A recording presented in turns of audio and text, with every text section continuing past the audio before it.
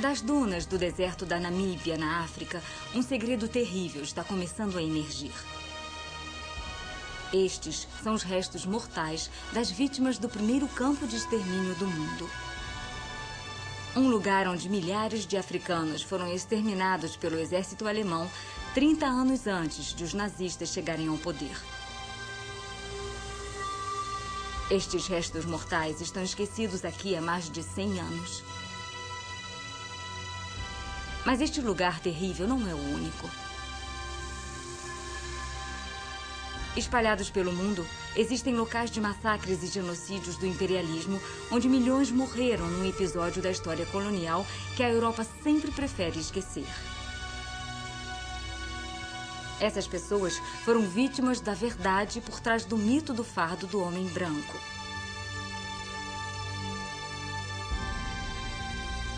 Ao longo do século XIX, cientistas, escritores e filósofos europeus desenvolveram ideias para justificar os assassinatos em massa da época do Império. Essas mesmas teorias continuaram a inspirar alguns dos horrores e da selvageria que iria consumir a Europa no século XX.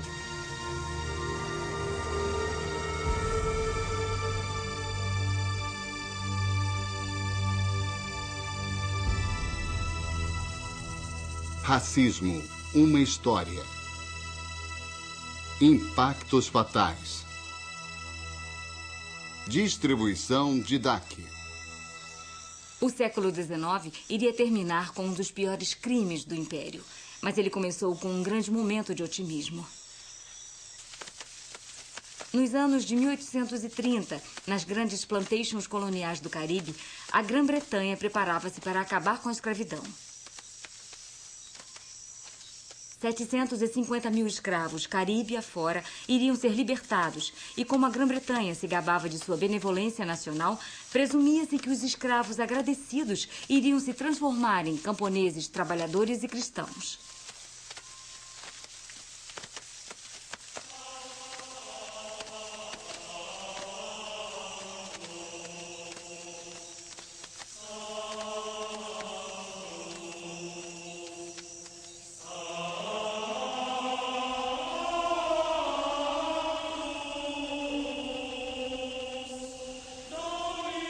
A luta contra a escravidão tinha sido liderada do púlpito por uma aliança de abolicionistas e missionários cristãos.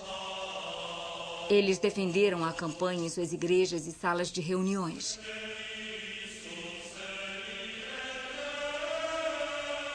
Nos anos 1830, era a visão deles que dominava o debate nacional sobre raça. Quando a escravidão foi finalmente abolida, houve uma enorme sensação de júbilo e conquista por parte dos abolicionistas. Não esqueçamos que esta era uma campanha de 50 anos, a partir de 1787, envolvendo centenas de milhares de indivíduos britânicos comuns, petições, etc. Então, quando a escravidão foi abolida, os abolicionistas tiveram uma certa sensação de triunfo. Acho que eles também sentiram que aquela pergunta, "eu não sou um homem e um irmão", tinha sido respondida. A resposta dos abolicionistas a essa grande questão foi que, embora homens e irmãos, os negros eram homens inferiores e irmãos inferiores. Acho que naquele momento a perspectiva dominante era da ordem racial e hierárquica, mas como uma questão de cultura e civilização. Nessa época, com certeza os abolicionistas não acham que o povo negro seja igual a eles. Acham que talvez em algum ponto no futuro eles possam vir a ser iguais. A missão para elevar os negros e morenos do mundo a um nível supostamente superior dos ingleses brancos não ficaria confinada aos antigos escravos. Esta era para ser a grande tarefa que iria justificar a expansão do Império Britânico. Os abolicionistas satisfizeram um aspecto de sua tutela e de seu controle dos negros por terem lutado e conseguido a liberdade deles. O próximo passo era mandar suas tropas, os missionários, para a África e o Caribe, para terminar o trabalho, por assim dizer. Aqueles eram os pagãos que precisavam ser trazidos para os braços do cristianismo. Essa noção de dar valores e comportamentos civilizados a outro povo é a ideologia em que se baseia o Império. No império que os missionários e abolicionistas partiram para criar, os povos indígenas iriam ver suas culturas destruídas, suas religiões erradicadas. E mesmo assim, tudo isso parece benigno quando comparado à realidade cruel que se tornou o imperialismo. Porque, durante o século XIX, esse sonho foi gradualmente sobrepujado por outra visão que alegava que as raças escuras não poderiam ser civilizadas e deveriam, em vez disso, ser exterminadas.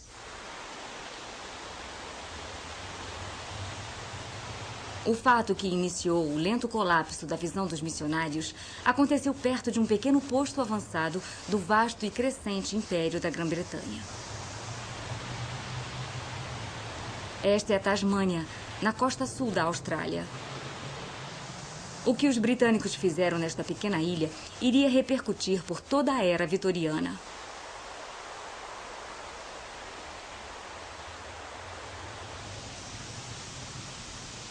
Quando os britânicos começaram a colonizar a Tasmânia em 1803, encontraram os antigos povos aborígenes da ilha. Apenas 5.000 indivíduos vivendo em isolamento completo havia 10.000 anos à margem do mundo habitável.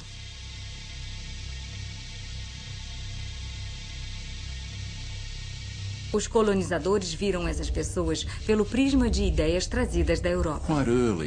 Logo houve expressões de nojo e choque pelo modo como os tasmanianos viviam. Para os europeus, parecia que os tasmanianos não tinham cultura, não tinham religião, não tinham um Deus. Assim, eles os viram como gente que tinha ficado para trás na história. E também os ligaram a uma ideia muito popular no século XVIII, a da grande cadeia do ser, em que várias raças do gênero humano foram arranjadas em ordem hierárquica e na qual os tasmanianos eram singularmente selvagens e primitivos. Portanto, podiam ser tratados quase como animais. Os britânicos construíram uma nova capital e colonizaram as áreas rurais ao redor. Terra que por milênios tinha sido o principal campo de caça dos aborígenes. Nesses campos e pastos, longe do controle das autoridades, os colonizadores ficaram livres para desalojar e maltratar os nativos.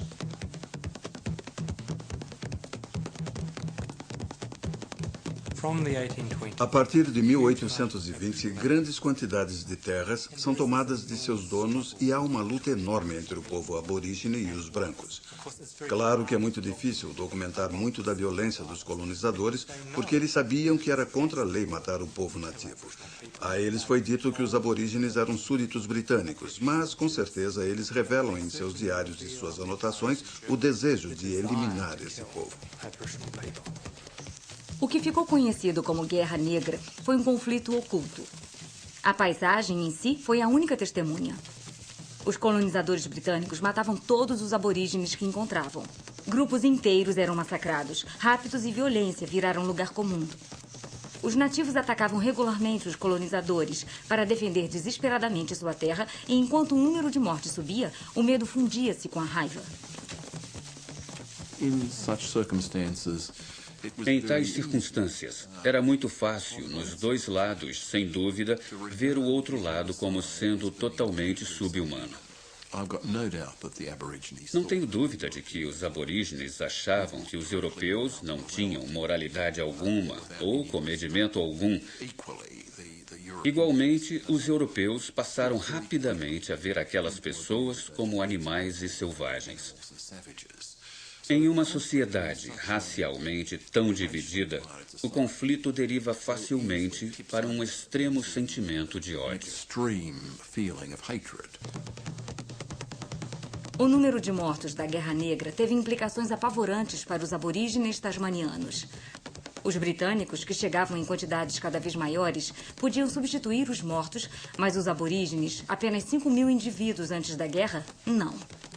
E ao fim da década de 1820, eles corriam o risco de ser totalmente aniquilados.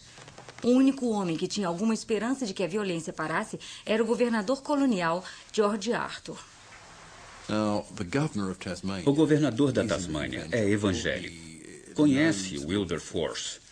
E está ciente de que o seu futuro e sua reputação dependem, acima de tudo, de como irá lidar com esse problema.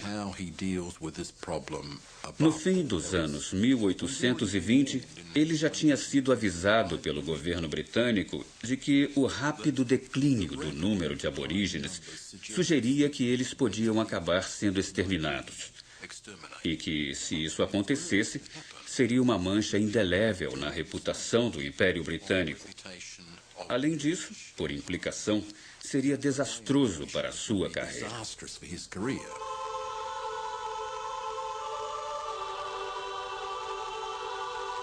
O governador Arthur partiu para salvar os aborígenes da violência dos colonizadores e, para convencê-los de suas boas intenções, mandou fazer cartazes que foram afixados em árvores na terra natal aborígene. Os cartazes mostravam uma fantasia de unidade interracial. Falavam da justiça britânica, prometiam igualdade perante a lei. O matador branco de um aborígene seria enforcado. Mas se um aborígene matasse um colonizador, ele seria enforcado. Os cartazes também propagavam a mentira de que os britânicos queriam integrar-se com os nativos. Isso foi uma ficção e um completo fracasso, já que nos campos continuavam as mortes dos dois lados.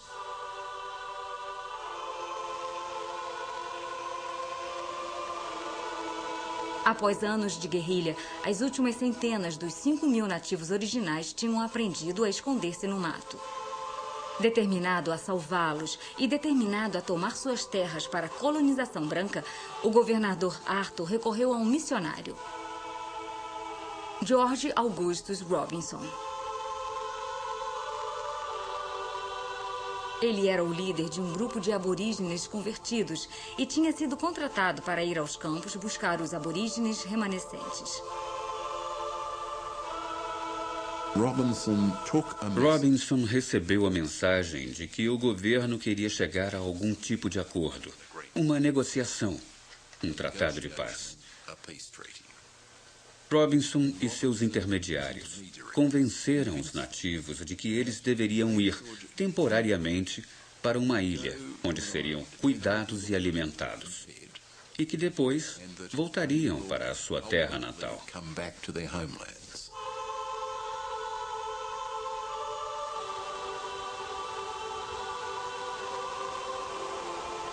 A ilha chamava-se Flinders e 300 aborígenes tasmanianos recolhidos por Robinson foram transportados para lá.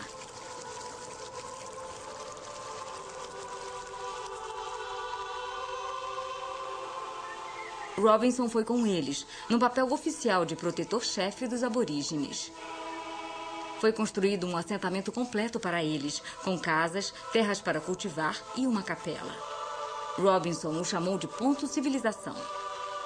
E um artista local foi trazido para pintar os retratos dos últimos tasmanianos. Jeanne tinha sido capturada por Robinson logo após a quase aniquilação de seu povo pelos colonizadores. Urad tinha sido chefe até a sua comunidade ser eliminada por um vírus europeu. Outro líder local, Manalarguena, fora atraído para a ilha Flinders com a promessa de que os presos que tinham atacado seu povo seriam levados à justiça. E havia Treganini, cujo marido tinha sido assassinado diante dela. Todos eles tinham visto a sua cultura ser quase extinta. O pouco que restou, Robinson agora procurava apagar, porque Ponto Civilização não era apenas um assentamento. Era essencialmente uma fábrica para transformar os chamados selvagens em cristãos civilizados. Ele acredita que para ser um cristão bem-sucedido era preciso se assentar, morar em uma vila. Ele quer mandar as crianças para a escola, quer ensiná-las a arar, semear e torná-las agricultoras.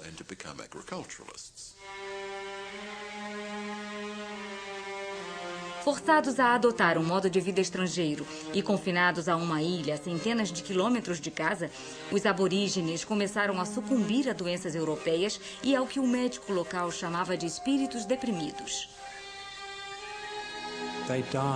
Eles morrem um a um. Não nascem crianças e deve ter havido um trauma imenso para eles. Um povo que já tinha sido forte e saudável e sofre esse declínio enorme no período de uma geração. George Robinson, o suposto salvador dos aborígenes, ficou reduzido ao planejamento de seus futuros túmulos. Frequentemente, ele chora com os enlutados, se lamenta, está muito comovido com o destino deles. Mas depois diz: bem, é melhor morrerem aqui, tendo aprendido a mensagem dos evangelhos, do que nos campos, assassinados pelos colonizadores. Ele acha um jeito de aliviar a própria consciência, para que suas próprias crenças o protejam contra o relato total do que, em parte, era sua responsabilidade.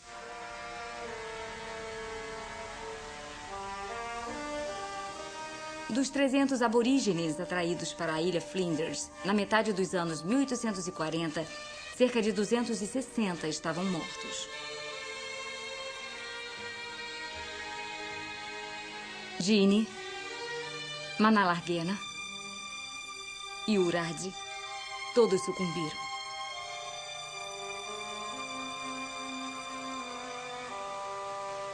Treganini foi uma das poucas sobreviventes. Ela viveu até a velhice.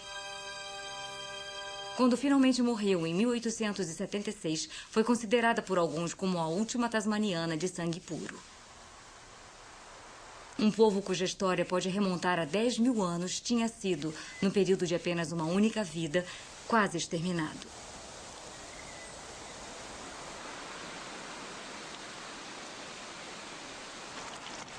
O que aconteceu na Tasmânia estava longe de ser um fato raro.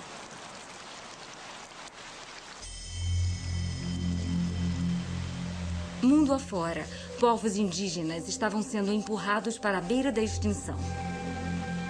No Cabo Sul-Africano, os povos Khoisan foram retirados de suas terras, escravizados e mortos aos milhares por colonizadores britânicos e pelos Boers.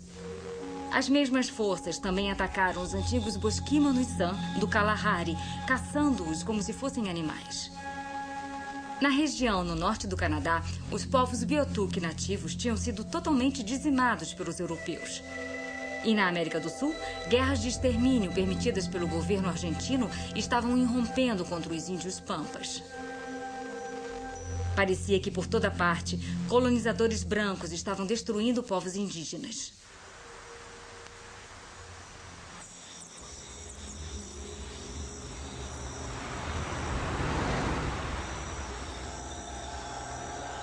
E nesses mesmos anos, o velho racismo que tinha nascido na era da escravidão começou a ressurgir. Após a abolição, a concorrência dos novos produtores de açúcar começa a minar as outrora poderosas plantações de cana-de-açúcar britânicas e, enquanto suas propriedades apodreciam, os antigos donos de escravos começaram a culpar o povo que os tinha tornado ricos com sua ruína.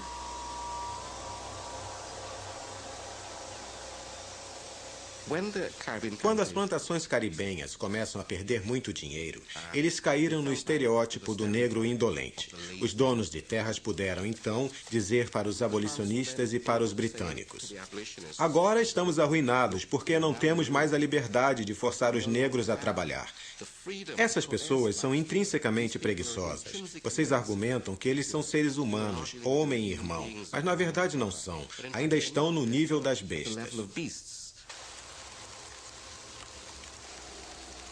Os que argumentaram que a abolição tinha sido um fracasso devido à preguiça e à selvageria dos escravos, agora alegavam que a visão cristã de um império civilizador também estava com os dias contados. Pode-se dizer que o impulso moral fugiu do movimento abolicionista. As pessoas viram que aquelas raças não estavam se tornando civilizadas. Havia alguma coisa difícil. Elas resistiam. Pareciam não aprender tão rápido quanto se apreciaria a ser mais dóceis. O otimismo cristão sobre a difusão da civilização e a cristianização mundo afora dos povos de cor começou a se esvair. Se as raças não brancas pareciam rejeitar a mensagem dos missionários, alguns britânicos começaram a perguntar se eles poderiam chegar a ter alguma civilidade.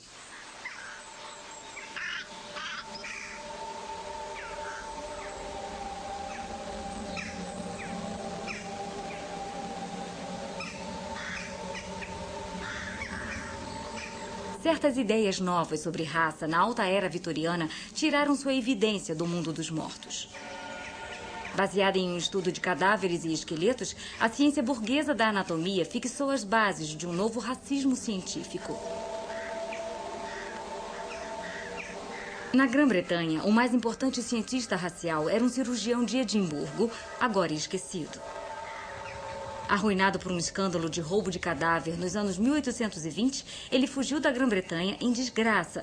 Mas nos anos de 1840, o Dr. Robert Knox ressurgiu com a publicação de um novo livro. A raça é tudo. Literatura, ciência, arte. Em uma palavra, a civilização depende dela. As raças negras podem ser civilizadas? Eu devo dizer que não. Ele via conflito racial e extermínio acontecendo no mundo todo. Era natural para ele acreditar que os tipos raciais nasceram para lutar e que as raças superiores iriam dominar as naturalmente inferiores. A raça saxônica jamais as tolerará. Jamais se miscigenarão. Jamais viverão em paz. É uma guerra de extermínio. Robert Knox não era uma voz solitária. Nos Estados Unidos, um grupo liderado pelo renomado craniologista Samuel George Morton tinha começado a recolher crânios de diversas raças e a compará-los. Os crânios eram escolhidos para serem medidos porque se reconhecia que o crânio continha a parte mais importante do corpo humano, o cérebro. Quanto maior o crânio, maior o cérebro. O formato do crânio, o formato do cérebro. A Escola Norte-Americana de Cientistas Raciais concluiu que as raças, medidas por seus crânios, eram tão diferentes quanto as de espécies animais distintas. Tasmanianos, africanos, índios americanos não eram raças mais baixas. Talvez nem chegassem a ser totalmente humanas.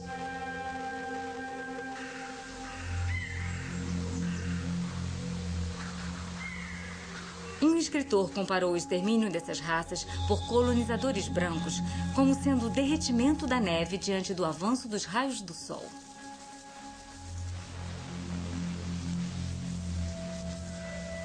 Mas a teoria que teria mais impacto sobre a raça não veio dos anatomistas nem das medidas dos crânios, mas do trabalho de uma das maiores mentes do século XIX.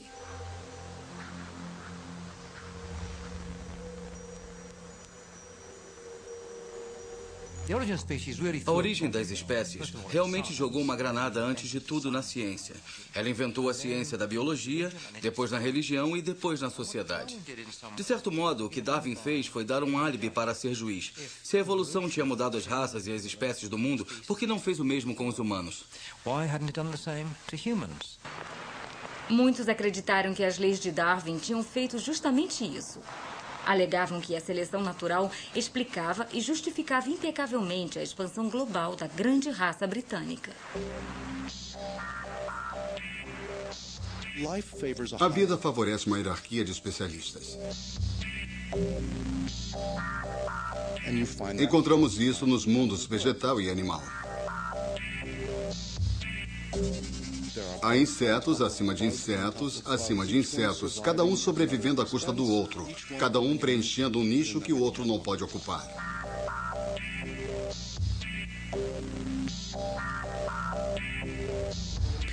As pessoas, dizia Darwin, são do mesmo jeito. Elas são organismos expansivos. Em outras palavras, os ingleses são como outros organismos. São bem-sucedidos porque são bons em se expandir. Os que viam o colonialismo e a concorrência humana nos termos das teorias de Darwin ficaram conhecidos como darwinistas sociais. Homens como o biólogo radical Thomas Henry Huxley e o famoso economista Herbert Spencer. O darwinismo social previu destinos muito diferentes para as várias raças da humanidade. A evolução estava em andamento. Fazia avançar os evoluídos mais recentes, os evoluídos mais bem-sucedidos, ou seja, os europeus do norte, os britânicos. Mas a evolução também sugeria que tinha que haver perdedores nesse grande processo cósmico. E os perdedores eram aqueles povos que não conseguiam competir, que, quando postos em competição com raças superiores, estavam fadados a desaparecer. E era provável que isso acontecesse com todos os povos nativos da América do Norte, do Pacífico e da África. Mundo afora, os crimes do imperialismo agora viriam a ser tomados como provas de que o darwinismo social estava certo.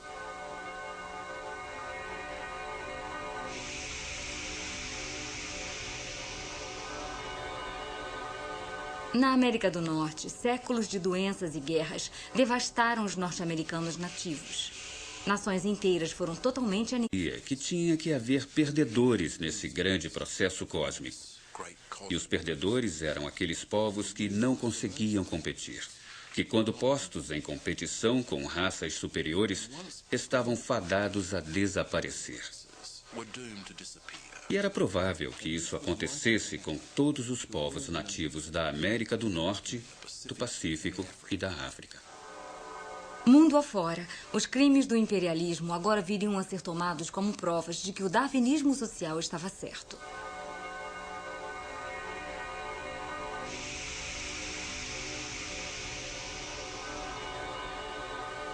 Na América do Norte, séculos de doenças e guerras devastaram os norte-americanos nativos. Nações inteiras foram totalmente aniquiladas. Em partes do continente australiano, os povos do interior pareciam ir pelo mesmo caminho que seus primos da Tasmânia. E na África, a luta pelo império tinha trazido o poder da Europa para enfrentar inúmeros povos, matando literalmente milhões.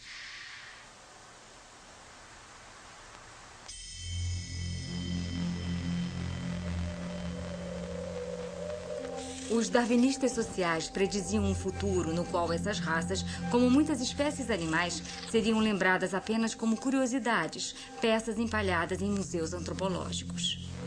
O fardo do homem branco e o sonho cristão do imperialismo benigno eram vistos como obsoletos. Os velhos missionários que ainda falavam em igualdade da humanidade, de que todos descendiam de Adão e Eva, e diziam que a única verdade vinha da Bíblia, eram vistos como extraordinariamente antiquados, que simplesmente tinham falhado em aceitar o grande pensamento científico da época. Essas teorias raciais não eram aplicadas apenas em novas colônias, mas também nas partes antigas do Império. Na história tradicional do imperialismo, a Índia britânica é representada normalmente como um exemplo do regime imperial benigno. Soubemos que o Raj britânico era governado por homens competentes, profissionais e sábios. Homens que trouxeram ordem e prosperidade a uma terra caótica. Mas há um aspecto da história indiana que foi apagado do relato do passado imperial.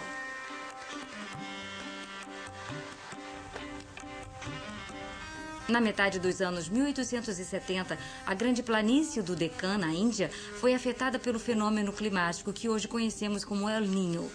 E em meses, milhões de camponeses começaram a morrer de fome. The monsoons had failed. People had eaten their food reserves. India stood on the precipice. As monções não vieram. As pessoas tinham consumido as reservas alimentares. A Índia estava à beira de uma grande tragédia humana. Na época, o vice-rei da Índia, Lord Lytton, estava totalmente absorvido com a que foi provavelmente a maior festa da história do mundo. A celebração da coroação da Rainha Vitória como imperatriz da Índia. Foi um dos maiores banquetes da história, já que forneceu comida e vinho para mais de 60 mil sátrapas, príncipes, colaboradores e amigos do Império Britânico na Índia durante uma longa semana. And friends of the British Empire in India over the course of a long week.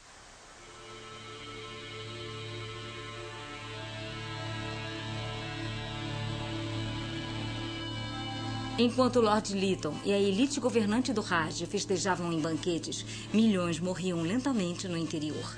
E o vice-rei justificava a inação com argumentos colhidos nos darwinistas sociais. Esse foi um uso muito grosseiro de uma noção evolutiva darwinista de sobrevivência dos mais aptos, pela qual a fome poderia ser vista, na verdade, como um instrumento do peneiramento darwinista. As pessoas inaptas iriam perecer como resultado disso, e intervir para impedi-las de morrer era quase como interferir numa lei da natureza.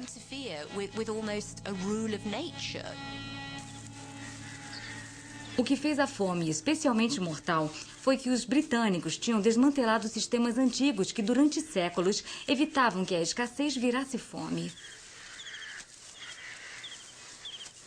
Se a monção tivesse sido fraca e houvesse escassez de alimento, muita gente ainda teria o bastante. Eles podiam ter menos, mas teriam o suficiente, porque cultivavam o próprio alimento ou teriam acesso a ele por meio de outros grupos da comunidade que dividiriam com eles. Tudo isso foi eliminado quando os britânicos forçaram os camponeses pobres a cultivar safras mais rentáveis, como trigo e arroz, para exportação, introduzindo-os, portanto, em um mercado global. Nos anos 1870, esse mercado os condenou à morte. Em 1877, milhões de pessoas no sul e no centro da Índia morriam de fome. Em desespero, pais vendiam os filhos por restos de comida. Muitos milhares cometeram suicídio. E, em alguns lugares, as pessoas foram forçadas ao canibalismo. E o tempo todo, a comida que poderia salvá-las estava empilhada no cais de Madras, pronta para ser embarcada para a Grã-Bretanha e para os Estados Unidos. Mas para Lord Lytton, isso não era mais do que um subproduto das leis de ferro do darwinismo social. Se lermos as cartas de Lord Lytton, o que é surpreendente nelas não é simplesmente a devoção fanática deles ao mercado e às forças do mercado, nem a parcimônia e o desejo de gastar o mínimo possível, mas a enorme calma com que aceitavam o fato de que milhões de indianos iriam morrer. Porque esses indianos, acreditam eles, eram a parte inútil da população, os mais pobres dos pobres, pessoas condenadas à morte pela natureza.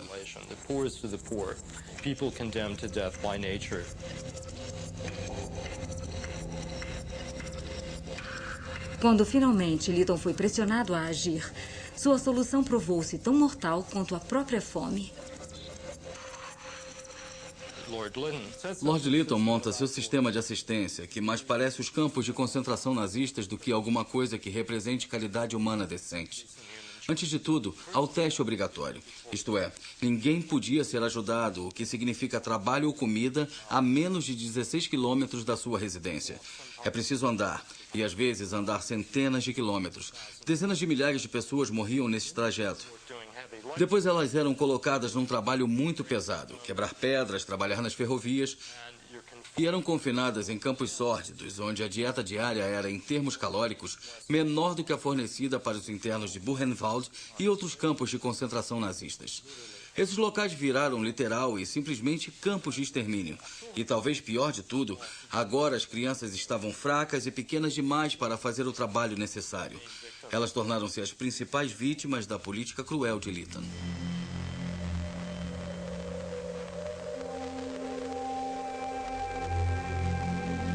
Oito milhões de indianos morreram de fome nos anos de 1870.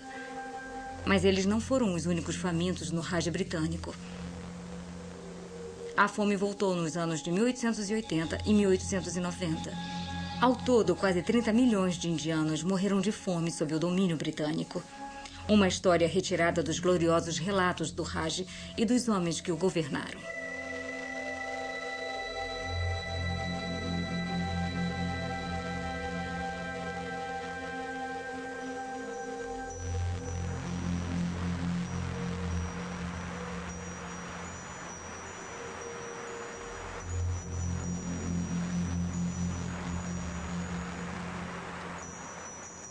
O darwinismo social tinha justificado as políticas genocidas nas colônias e, nos mesmos anos, também abasteceu novos medos entre a elite britânica.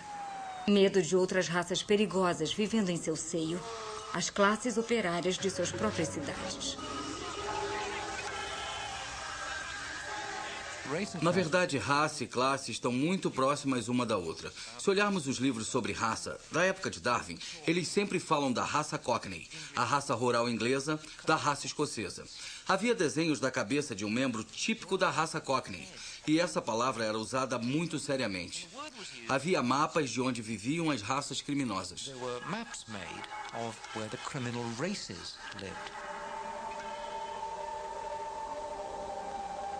Os cientistas raciais e reformadores sociais visitaram prisões para estudar as raças criminosas em primeira mão, e entre eles estava o primo de Charles Darwin, Francis Galton.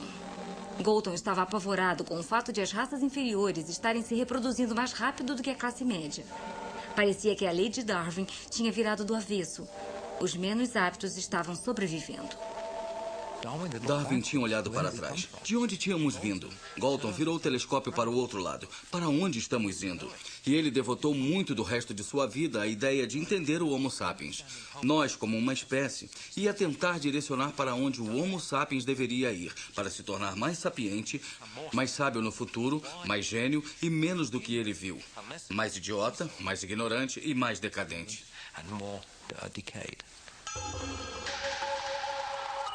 Galton projetou uma nova ciência de procriação humana seletiva.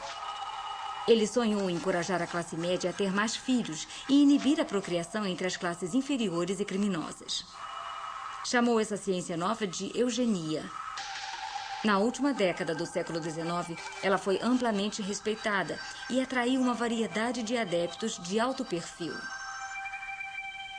Muitas das grandes figuras do fim do século XIX e início do século XX estavam incluídas. Gente como George Bernard Shaw, H.G. Wells, Winston Churchill, todos eles eugenistas absolutamente convictos.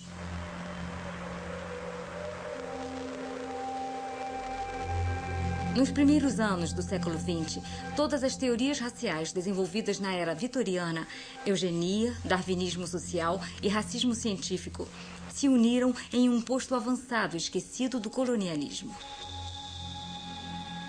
Esta é a Namíbia, mas no alvorecer do século XX era a colônia alemã do sudoeste da África e lar de um povo antigo chamado Hereró. Em 1904, eles se rebelaram contra a brutalidade da autoridade alemã. O que estava para vir iria prefigurar os piores crimes do século XX. Os alemães cometeram inúmeros massacres e atrocidades, mas não conseguiram caçar e destruir todo o povo Hereró na vasta paisagem. E quando os Namas, outro dos povos namíbios, se revoltaram, os alemães se valeram de uma invenção recente: o campo de concentração.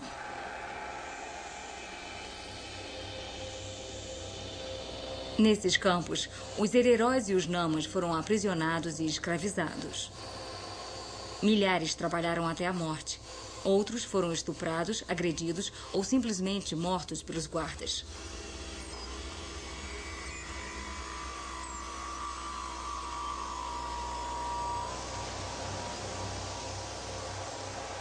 O mais infame e mortal dos campos ficava num lugar chamado Ilha Shark.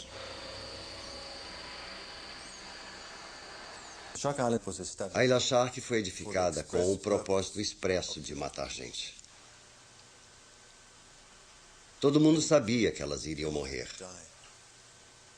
As pessoas sabiam, os oficiais alemães sabiam. Se eu fosse usar a linguagem do período nazista, então, com certeza, eu iria ver a Ilha Shark como um campo de extermínio. Neste lugar desolado, na ponta mais ao sul da África, 3.500 pessoas foram exterminadas com uma velocidade e uma eficiência que iriam tornar-se a marca do massacre do século XX. Os genocídios na Namíbia, de 1904 a 1909, são os precursores do que acontece no período nazista. São os precursores, têm os mesmos sintomas no sentido de que se pode ver a burocratização dos assassinatos em massa. E isso, para mim, é o ponto central. Não é matar por matar, não. É uma combinação entre matança e burocracia.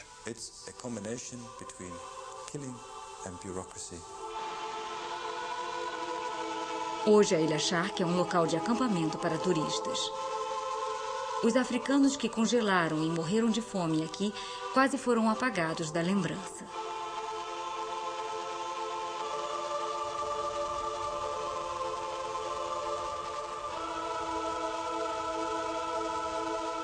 Mas, um século depois do genocídio namíbio, o verdadeiro horror do que aconteceu na Ilha Shark está começando a ressurgir. Em um túmulo coletivo recentemente descoberto, estão algumas das vítimas do primeiro genocídio do século XX.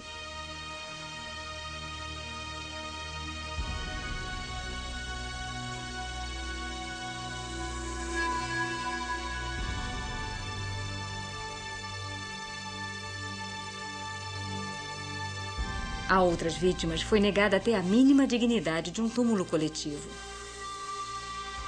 Elas viraram matéria-prima da ciência racial.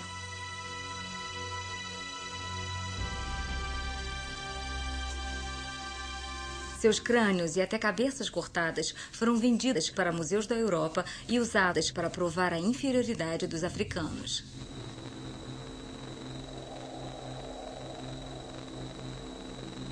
O comércio de crânios era tão aceito que foi até retratado em um cartão postal.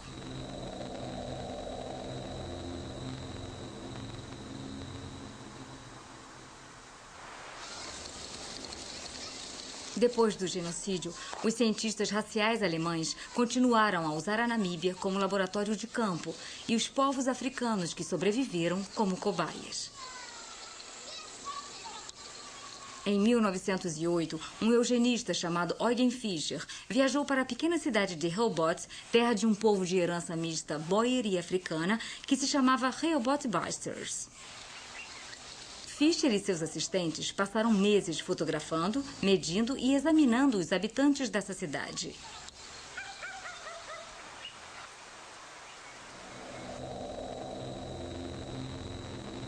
Repousando nos cofres de um arquivo na Namíbia de hoje, as fichas e fotografias originais de Eugen Fischer continuam como ele as deixou há um século.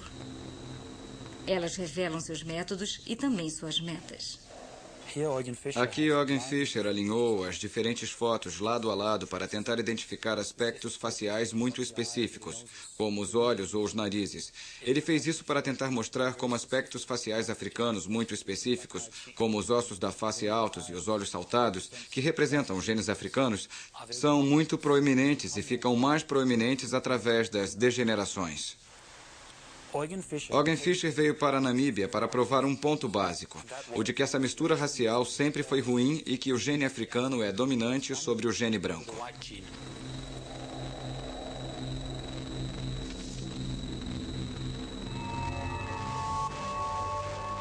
O trabalho de Fischer em Rehoboth selou sua reputação como um dos destacados cientistas raciais alemães. Isso também trouxe a ele o reconhecimento de uma nação que estava, então, experimentando o maior fluxo de imigração que o mundo já tinha visto. Nos primeiros anos do século XX, a constituição étnica dos Estados Unidos estava sendo transformada com a chegada de milhões de imigrantes às grandes cidades. Muitos dos que temiam que essa imigração em massa levasse a uma ampla mistura racial consideravam as ideias da eugenia. A eugenia floresceu, modificou-se e ficou fora de controle quando chegou aos Estados Unidos. E a ironia é que o movimento eugênico nos Estados Unidos, que com certeza descendeu diretamente de Galton, teve a grande vantagem de ter muito dinheiro, uma imensa soma de dinheiro.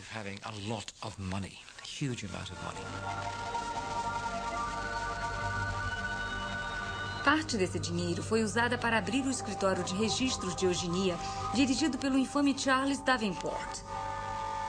Para defender a saúde e a pureza da raça branca, Davenport e seus seguidores procuraram identificar as classes e as raças nos Estados Unidos que consideravam geneticamente inaptas. Identificadas e monitoradas, os cientistas então assumiriam o controle de sua vida e de sua fertilidade. Quando uma pessoa era identificada como de certa classe, isso significava qual escola ela frequentaria, em que cemitério poderia ser enterrada, onde poderia morar. Era uma questão de vida e morte. As leis do casamento estavam consolidadas em dezenas de estados americanos. Estabeleciam que as pessoas não poderiam casar fora de seu grupo. Negros não poderiam casar com brancos. Índios não poderiam casar com negros. Na Virgínia, se alguém casasse com a pessoa errada, ou seja, casamento interracial, eles descasavam, anulavam o casamento. 27 estados aprovaram leis de casamento eugênicas e os eugenistas difundiram sua mensagem usando um novo veículo, o cinema.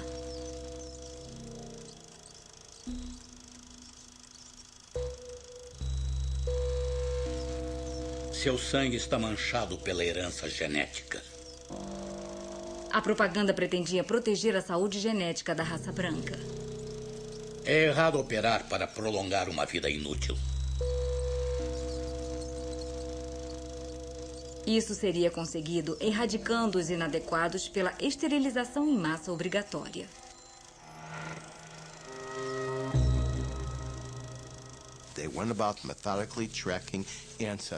Eles fizeram isso checando os ancestrais, visando as linhagens sanguíneas para a extinção.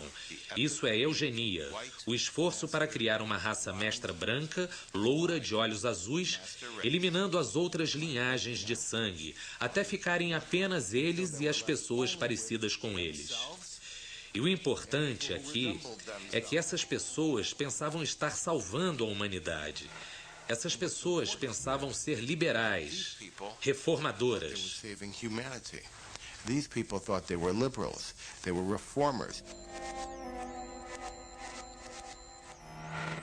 A eugenia era um movimento mundial. Na Suécia, um programa oficial esterilizou à força 60 mil pessoas, pacientes mentais e membros das minorias étnicas. Na Grã-Bretanha, a Sociedade Eugênica recebeu amplo apoio de todo o espectro político.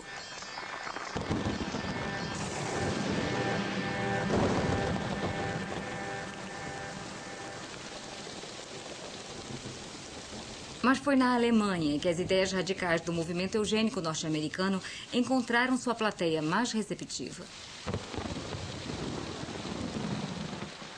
Primeiro, tudo ligado aos Estados Unidos parecia moderno, progressivo, científico, democrático, lógico. Então, devia ser bom.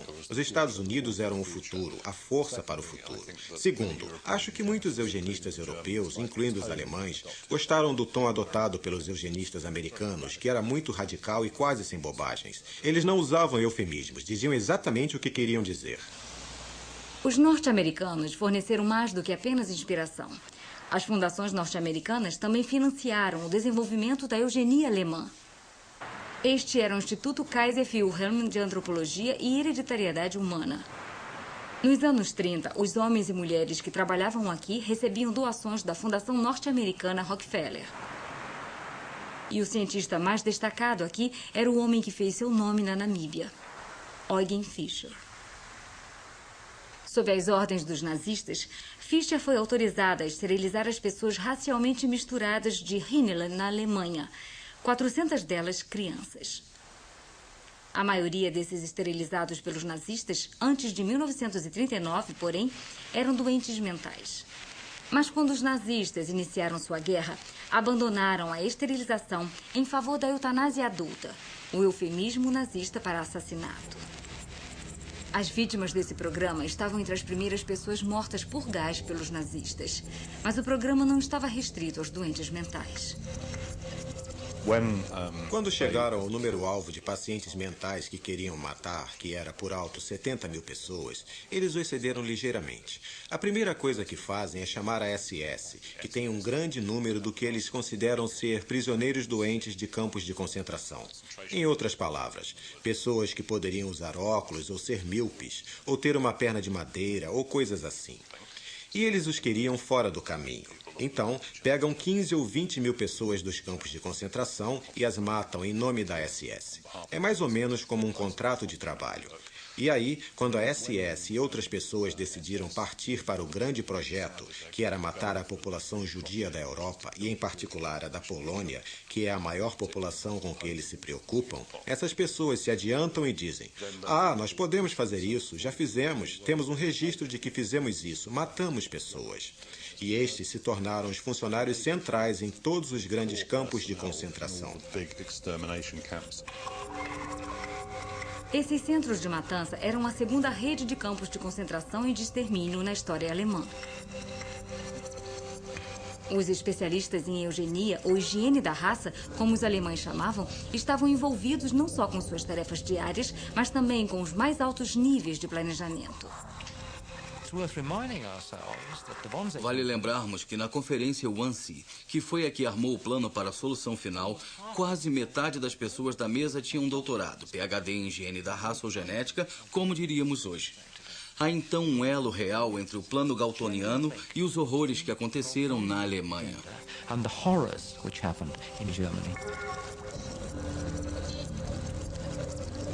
Os especialistas alemães em higiene da raça que se reuniram na Vila Wannsee, nos arredores de Berlim, sonhavam com um genocídio racial como seus predecessores espirituais, os cientistas raciais e os darwinistas sociais da Era do Império. Mas os genocídios coloniais inspirados e justificados pelos teóricos do século XIX tinham sido apagados da história da Europa. Os horrores do campo de extermínio da Ilha Shark, a destruição dos aborígenes da Tasmânia,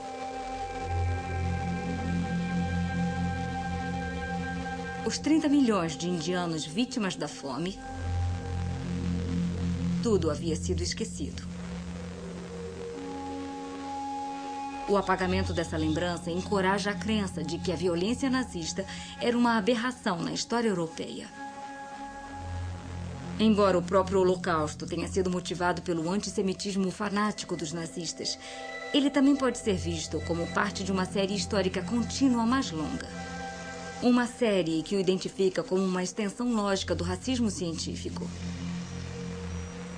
Mas essa história, como os ossos nos desertos da Namíbia, recusa-se a ficar enterrada para sempre.